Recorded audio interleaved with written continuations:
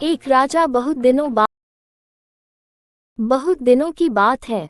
किसी शहर में रमन, घीसा और राका 3 चोर रहते थे। तीनों को थोड़ा थोड़ा विद्या का ज्ञान था।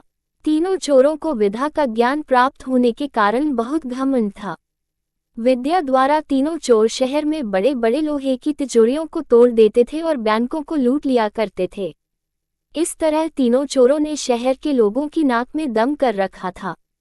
एक बार तीनों चोरों ने एक बड़े बैंक में डकैती करके सारा माल उड़ा दिया। तब पुलिस को खबर हुई तो तीनों चोरों को पकड़ने के लिए तलाश करने लगी, मगर तीनों चोर पास ही के एक घने जंगल में भाग गए। तीनों चोरों ने देखा कि जंगल में बहुत सी हड्डियां बिखरी पड़ी हैं। रमन ने अनुमान लगाकर कहा, ये तो किसी शेर की हड्डियां हैं। मैं चाहूं तो सभी हड्डियों को अपनी विद्या के ज्ञान द्वारा जोड़ सकता हूं।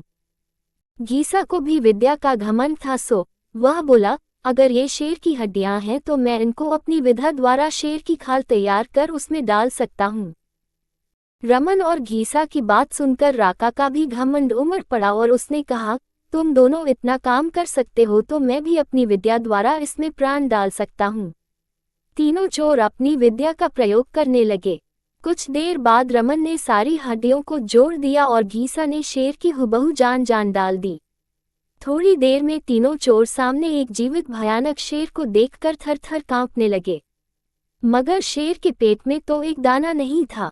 वह भूख के मारे गरजता हुआ तीनों चोरों पर हमला कर बैठा और मारकर खा गया।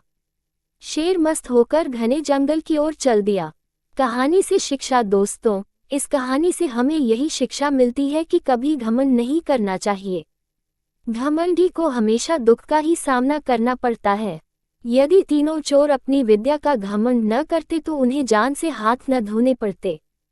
हमें अपनी विद्या का प्रयोग सोच समझकर करना चाहिए।